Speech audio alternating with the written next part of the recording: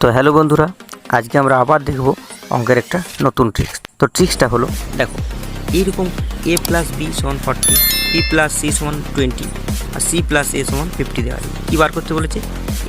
এ plus B plus C এর মান। তো দেখো যদি এইরকম দেওয়া থাকে তাহলে আমরা কি করব?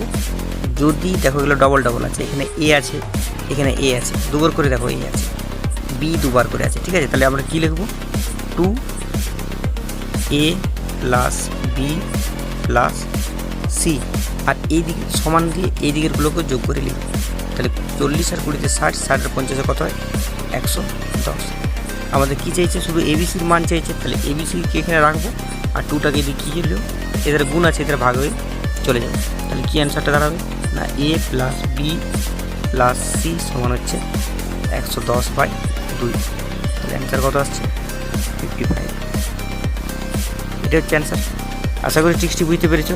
যদি বুঝতে পেরেছো তাহলে এটা তোমাদের জন্য। অ্যান্সারটা করে কমেন্ট বক্সে উত্তরটা জানিও। Thank you.